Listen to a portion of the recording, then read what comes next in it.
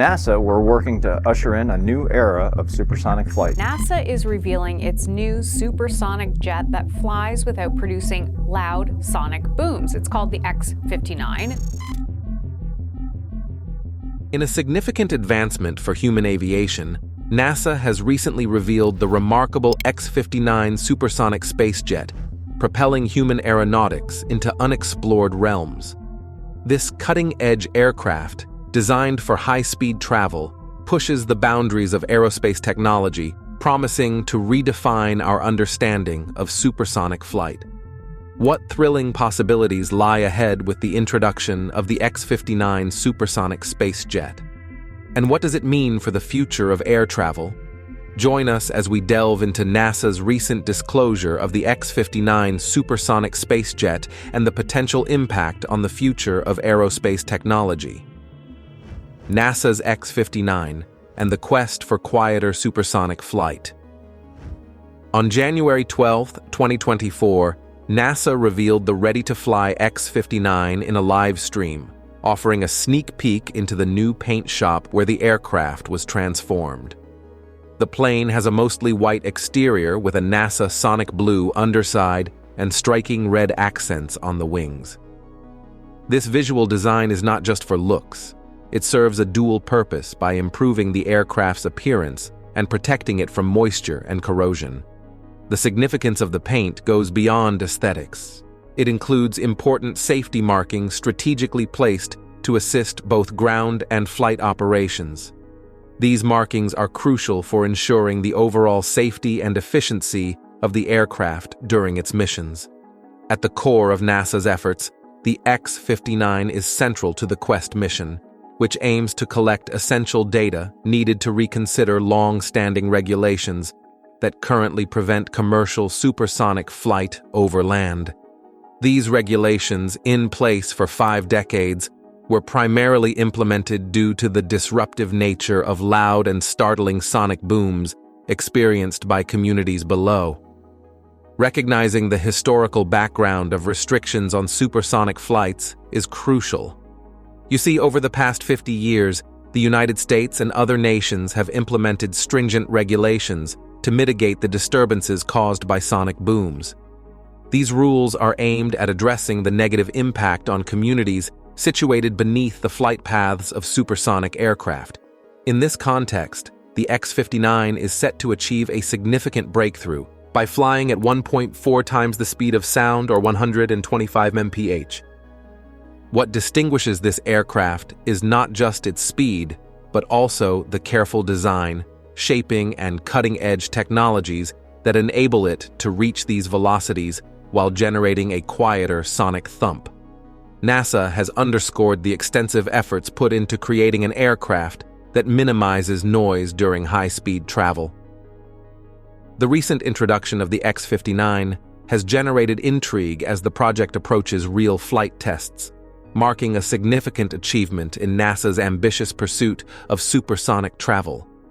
NASA recently announced that, following the completion of the rollout, the Quest team is preparing for crucial phases such as integrated systems testing, engine runs, and taxi testing for the X-59. But that's not all. The fascination grows as the aircraft is scheduled for its maiden flight later this year, followed by its groundbreaking first quiet supersonic flight. The Quest team plans to conduct multiple flight tests at Skunk Works before moving the X-59 to NASA's Armstrong Flight Research Center in Edwards, California, which will serve as its operational base. The partnership between NASA and Lockheed Martin's Skunk Works division has played a pivotal role in making the project a reality. In recent years, Lockheed Martin's advanced development programs have been actively engaged in developing, manufacturing, and now testing hardware for the X-59.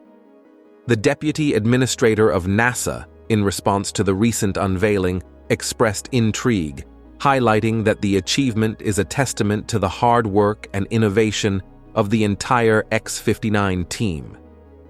The quick transformation of an ambitious concept into reality is a noteworthy accomplishment in aeronautical engineering. NASA emphasizes that the X-59 is positioned to revolutionize travel, bringing people closer together in significantly less time. Due to the pivotal role of sound in determining the project's success, NASA has developed unique testing plans for the future. In addition to traditional flight tests, the agency plans to fly the X-59 over selected cities in the United States. During these flights, data will be collected to assess the sound produced by the aircraft and how it is perceived by people on the ground. This valuable information will be shared with the Federal Aviation Administration and international regulators. This innovative approach means that in the future, people may witness the X-59 flying over major cities across the country. The insights gained from these tests will not only contribute to advancing supersonic travel, but will also play a crucial role in shaping regulations and public perceptions related to sonic booms.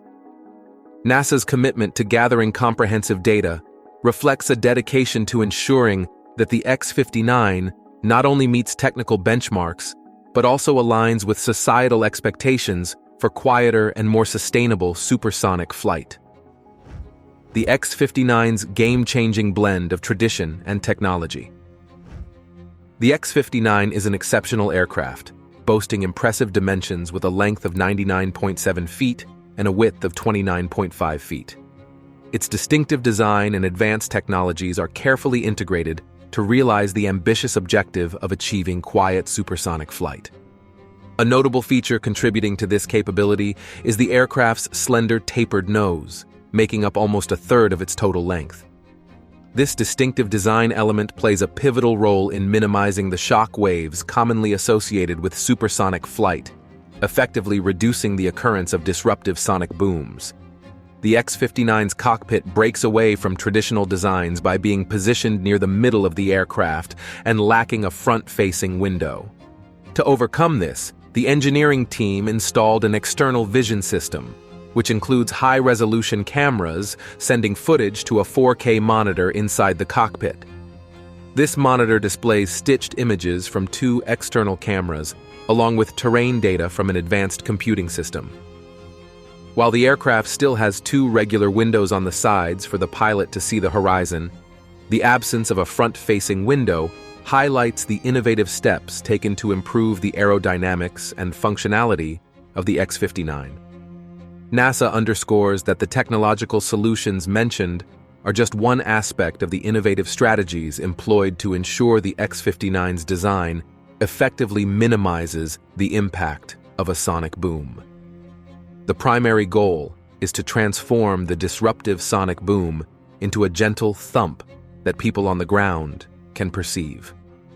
Addressing the challenge posed by sonic booms has been a significant focus of the project's development efforts. To understand sonic booms, it's crucial to recognize that they occur when shock waves generated by an object traveling faster than the speed of sound converge before reaching the ground. Sonic booms release substantial sound energy, measuring approximately 110 decibels, similar to the intensity of an explosion. The X-59's design takes a proactive approach to mitigate this issue by working to reduce and redirect the sound upward and away from the ground. This aims to redefine the sonic experience associated with supersonic flight, ushering in a new era where speed and quiet can coexist seamlessly. In the early part of last year, NASA researchers used computational fluid dynamics to create a virtual wind tunnel, providing detailed insights into the aerodynamics of the X-59. This digital simulation illustrated the acoustic shock waves expected during supersonic flight, emphasizing NASA's dedication to achieving a quieter sonic thump. The simulation highlighted the crucial role played by the X-59's long, thin aerodynamic nose, designed to efficiently cut through the air and minimize sonic boom disturbances. A significant milestone in the X-59's development occurred in November 2022, with the successful installation of the F-414 GE-100 engine at Lockheed Martin Skunk Works facility in California. This robust 13-foot-long propulsion system, manufactured by General Electric Aviation, boasts an impressive 22,000 pounds of propulsion energy. It is set to power the X-59 during flights reaching speeds of up to Mach 4 at altitudes around 55,000 feet. The intrigue of the X-59 project lies in its combination of cutting-edge technology with components borrowed from established aircraft. Notably, the landing gear is sourced from an F-16, and the life support system is adapted from an F-15. This fusion of new technologies with proven components has posed both challenges and opportunities throughout the development process, ultimately contributing to the advanced state of the aircraft. Recognizing the complexities involved, NASA disclosed that the Quest team faced technical challenges identified throughout 2023, a period initially set for the X-59's inaugural flight. The additional time was considered necessary to carefully integrate various systems into the aircraft, ensuring seamless functionality. Issues related to safety, redundant computers controlling the aircraft systems were also addressed, and currently, the majority of these challenges have been successfully resolved.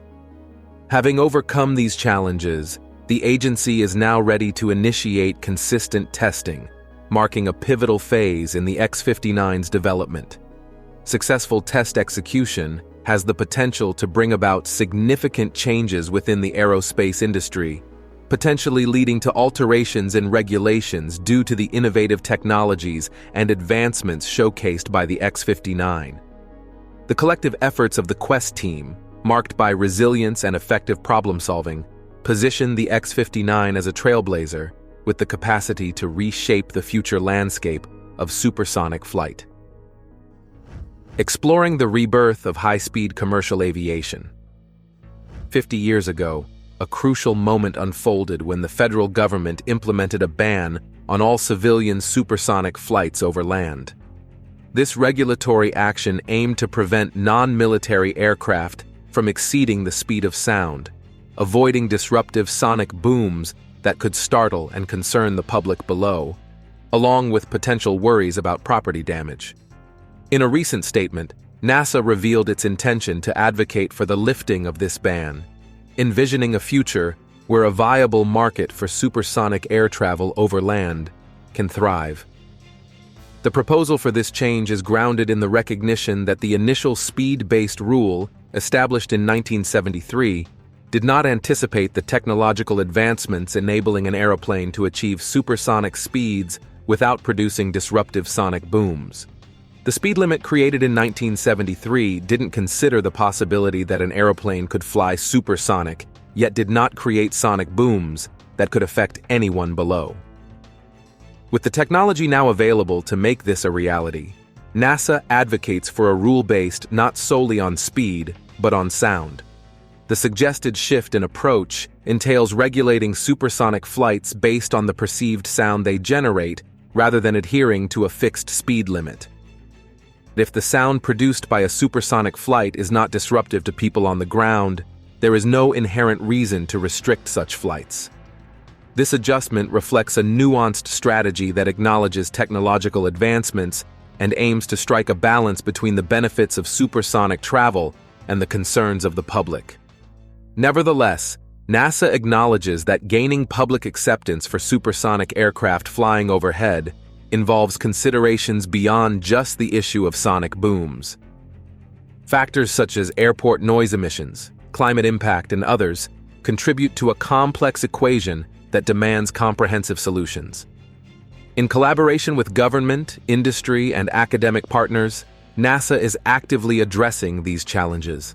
The unveiling of the completed X-59 signifies a significant milestone, bringing the possibility of supersonic flight over cities in the United States one step closer to reality. This aircraft, a result of extensive research and development, is set to undergo tests over various cities to evaluate the effectiveness of sound elimination. The outcomes of these tests will play a crucial role in determining the feasibility and future impact of supersonic air travel. You see, in the past, an extraordinary achievement allowed us to cross the Atlantic Ocean from New York to London in just 3 hours, significantly reducing the typical 7-hour flight time. This remarkable feat was accomplished through the introduction of supersonic travel, embodied by the iconic Concorde aircraft. Created through collaboration between two European nations, the Concorde became a distinctive and unmatched way of quickly transporting passengers, fostering a sense of global proximity. Since its first flight in 1969, the Concorde left an enduring impact on both the aviation industry and cultural consciousness, earning its status as an airborne icon. Unfortunately, this era of supersonic travel came to an abrupt end when the Concorde made its final flight in November 2003. This not only marked the conclusion of its operational life, but also signaled the end of the entire era of supersonic transportation. Now our goal is to examine the reasons behind the failure of supersonic transport and contemplate its potential future. You see, the origins of this story date back to Europe in the mid-1950s, when the British government began discussing the development of a civilian aircraft with exceptionally high speeds. By this time, the Americans had already demonstrated the possibility of supersonic flight in 1947. As commercial aviation was gaining momentum, there was a growing interest in the idea of supersonic transport. Despite Britain losing the race to build a competitive jet-powered aircraft, discussions persisted about the potential of an SST. During this period, the aviation industry transitioned from propeller aircraft to jets, and supersonic flight seemed like the next frontier. Airlines and the public expressed interest, and the political landscape played a crucial role in advancing the idea. Word spread that the United Kingdom, France, the Soviet Union, and the United States were all working on their own SST projects. The race to develop the SST became not just a matter of market competition, but also a demonstration of technological prowess. It turned into a competition to showcase which country could be perceived as the most technologically advanced. Motivated by these factors, these nations embarked on the monumental engineering challenge of creating a supersonic transport. Boeing, Lockheed, and McDonnell Douglas in a high-stakes battle. In the United States, a competition unfolded among major aircraft manufacturers, primarily involving Boeing, which was working on the 2707. Boeing secured the government contract, surpassing competitors like Lockheed and McDonnell Douglas, who were not as committed to the project. Meanwhile, in France and the UK, independent efforts were underway, but they eventually decided to collaborate on a joint venture for supersonic transport. This decision, made in 1962, was a strategic political move, as two economically strong nations joined forces to share costs, increasing the likelihood of project success. Simultaneously, the Soviet Union was also in the development phase, but their approach was less commendable. Their supersonic aircraft, the Tu-144, showed signs of borrowing design aspects from French and British projects, essentially speeding up their design process. Despite these shortcuts, the Tu-144 took its first test flight in December 1968. In contrast, France and Britain unveiled their joint creation, the Concorde, just 3 months later. The Concorde was hailed as an engineering masterpiece. The Concorde was equipped with 4 powerful and distinct Rolls-Royce Olympus engines, collectively providing 152,000 pounds of thrust. Its unique ogival delta wing design and narrow body allowed it to reach an impressive cruising altitude of 60,000 feet and speeds of Mach 2.2, later adjusted to Mach 2.0 for fuel efficiency.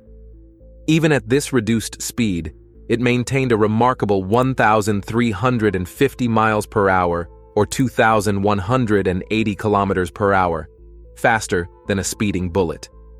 The flight deck featured a visually striking all-analog design and marked a milestone as the first commercial aircraft to incorporate a fly-by-wire control system.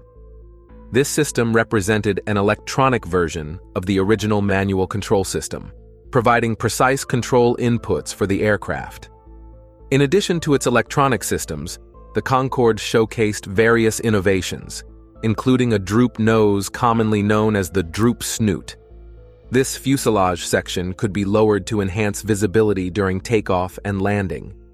The aircraft was operated by a crew of 3, a captain, a first officer, and an engineer. Behind the flight deck, the Concorde offered luxurious amenities of its time.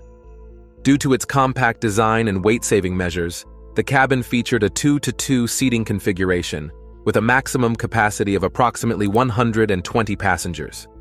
While the cabin was relatively basic, it exuded a premium feel with unique characteristics. Despite the limited space and small windows, roughly the size of a modern-day passport, passengers were treated to an unparalleled experience. The flight felt more like a sophisticated cocktail party, complete with complimentary champagne and caviar.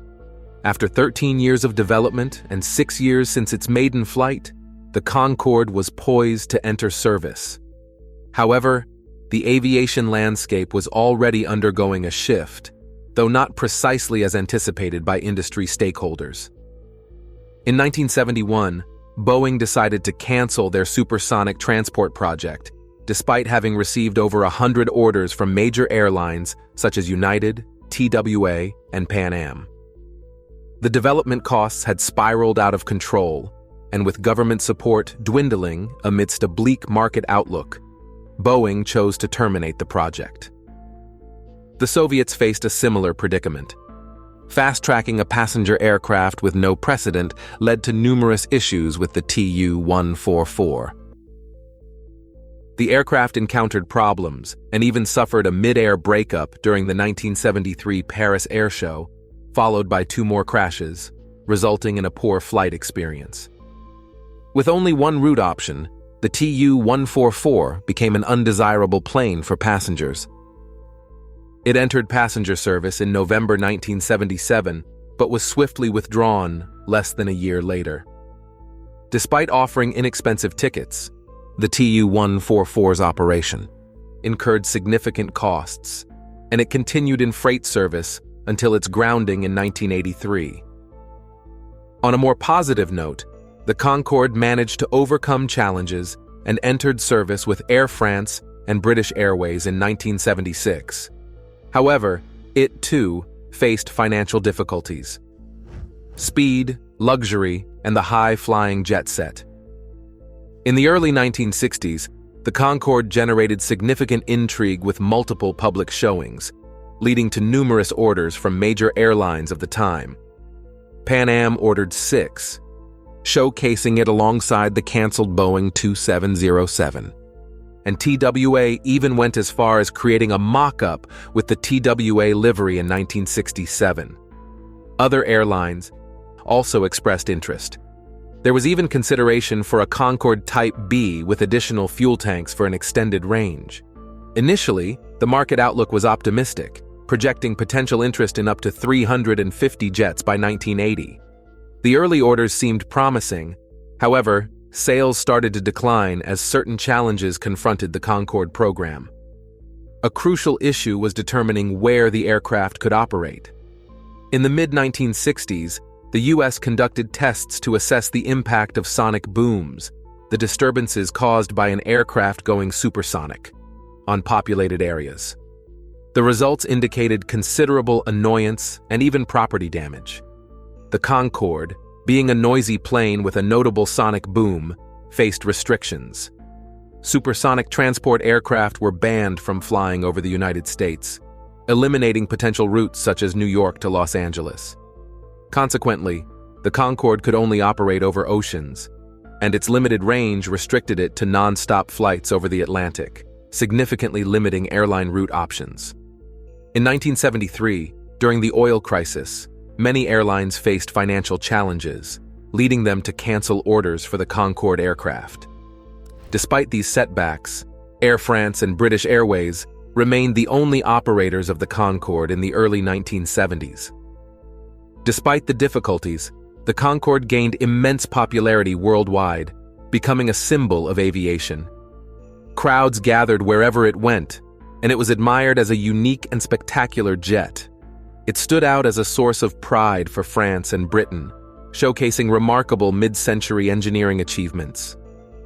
The Concorde became one of the most iconic and cherished aircraft globally, even surpassing the Boeing 747 in the eyes of many, despite the distinct purposes served by the two planes.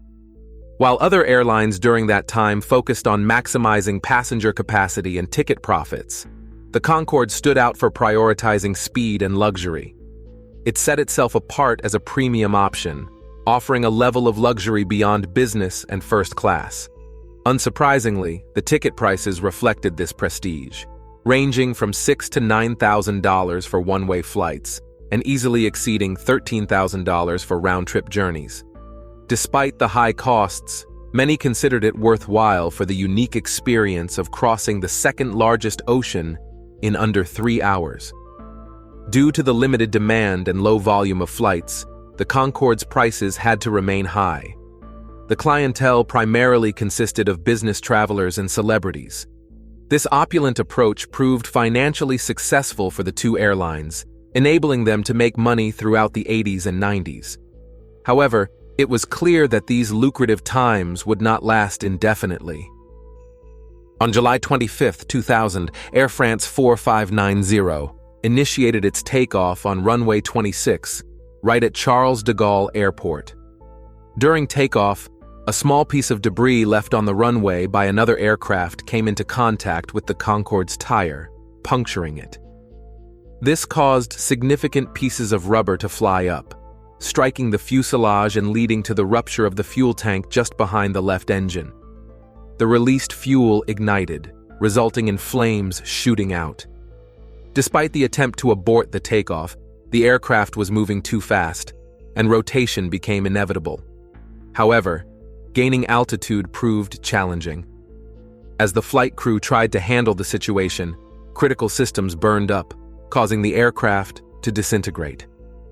Amid a stall, the aeroplane rolled over and crashed into a nearby hotel, exploding into a massive fireball. Tragically, all 109 people on board and 4 individuals on the ground lost their lives. Following the incident, all Air France Concordes were immediately grounded, and an investigation was initiated. Despite being the first major accident involving the plane, it eventually returned to service in November 2001. Unfortunately, this reintroduction occurred shortly after the decline in tourism and air travel following the events of 9/11, negatively impacting public sentiment. Air France claimed financial losses on the Concorde, while British Airways asserted profitability. Regardless, both companies recognized that the days of the Concorde were numbered. At 32 years old, the aircraft faced increasing maintenance costs, and issues were emerging as it aged. The soaring expenses were exacerbated by rising fuel prices, especially with the fuel-intensive afterburners on the jet, which consumed a remarkable 25,000 liters of fuel per hour. In contrast, larger jets like the Boeing 767 only burned through 6,000 liters an hour. Moreover, only a limited number of pilots were qualified to operate the complex Concorde, and an engineer was still required on the flight deck, a practice phased out on rival jets years earlier. As business class on other aircraft became more luxurious, the justification for the high cost of flying the Concorde for the sake of saving a few hours dwindled. With no feasible way to modernize the planes, Concorde found itself straddling the line between a visionary future and an outdated past. The aftermath of the Concorde's retirement. In April 2003, both Air France and British Airways declared their intentions to retire their Concorde fleets by the year's end. The final chapter of the Concorde era unfolded with a ceremonious conclusion as the fleet completed its last journeys globally on October 24, 2003. The ultimate Concorde flight took place from New York to London, marking the definitive end of an era in supersonic air travel. Reflecting on this decision, it's remarkable to consider the incredible technology that allowed us to travel at twice the speed of sound on a commercial scale. Yet, despite such capabilities, we chose to let go of this groundbreaking technology. The Concorde story inevitably concluded in 1979 when production of the aircraft came to a halt. Out of the 20 Concorde planes built, Only 14 were used commercially, with the remaining 6 designated for testing purposes. The entire Concorde project faced significant challenges and can be considered a failure. The French and British governments realized this early on, especially as airlines started canceling their orders, signaling trouble for the project. Ultimately, the Concorde project didn't achieve the intended success. The planes were mainly used by the countries involved in their development as they struggled to secure sales with external parties. The actual sales numbers were likely quite low. The development costs for Concorde are estimated at around 10 to 13 billion euros in today's money, and these expenses were absorbed by the governments to complete the planes. While some Concorde planes proved profitable, the overall program fell short of the envisioned success. The supersonic transport concept as a whole didn't take off as expected, as aviation trends shifted toward larger aircraft with more seats, leading to lower ticket prices. The introduction of the 747, DC-10, and 777 marked a shift in the aviation industry. These planes could accommodate more passengers, operate at lower costs, and charge less per seat. The trend leaned towards cost-effectiveness over convenience, making Concorde a challenging proposition as a low-margin, high-cost per-seat aircraft. When Airbus acquired the Concorde's former manufacturer, the new company decided to discontinue support for the aircraft type after 2003. This decision sealed the fate of the Concorde. Even a last-ditch effort to convince Richard Branson to purchase the remaining fleet from British Airways couldn't save the Concorde. Its destiny was evident since the 1970s, with the understanding that the Concorde's lifespan would be limited to a few decades. There was no contingency plan to sustain the planes beyond their operational years. The remaining 18 Concorde aircraft were retired and put on display in museums and exhibitions worldwide, with 3 of them located in the US and the majority scattered across Europe. While a few Tu-144s, the Soviet counterpart to the Concorde, also remain on display, one was even listed for sale on eBay in 2017. The full-size prototype of the Boeing 2707, another supersonic transport project, still exists. It was initially sold to a museum in Florida, then later purchased by a church. The Boeing SST hung from the ceiling during church services, and after changing hands again, has remained in storage. However, the story doesn't conclude here. Since the retirement of the Concorde, there have been various efforts to bring back supersonic travel. While most attempts failed, one company, Boom Technologies, has succeeded so far. They introduced the Boom Overture, a supersonic passenger aircraft designed for 65 to 88 passengers, capable of reaching Mach 1.7. However, this ambitious project faces significant financial challenges, requiring potentially hundreds of millions or even billions of dollars to bring it to market. The original target date of 2029 has been delayed multiple times. Despite the uncertainties, Boom Technologies has gained credibility through substantial orders from major airlines, including Virgin, Japan Airlines, American, and United Airlines. With over 200 orders received, it surpasses the combined orders of the Concorde and the Boeing 2707. The company aims to offer new routes, such as trans-Pacific travel, expanding the possibilities beyond what the Concorde offered. If Boom Technologies successfully brings the project to fruition, supersonic air travel may see a revival. Nevertheless, the Concorde will always hold a special place in history, representing more than just a means of transportation. It embodies the spirit of the nations involved, showcasing the engineering prowess of the mid-20th century and highlighting the remarkable achievements of the human race. The Concorde is not merely a transportation device, but a brilliant piece of art with a rich story, including unrealized variants, like a cargo version. The Concorde had limitations on the routes it could take and typically stuck to specific destinations. However, it was occasionally chartered for special trips, attracting high-paying travelers eager to explore different cultures and sample new cuisines. Intrav, a now defunct company, was a significant player in organizing these charter flights. Although round-the-world trips began at around $60,000 per person, they offered a unique and unforgettable experience. Notably, the Concorde made occasional stops in Hawaii during these journeys, providing savvy travelers with the opportunity to explore and try new things on the islands. Would you be willing to take a supersonic flight on a space jet like the X-59 if it becomes available for commercial use? Let us know your thoughts in the comments below.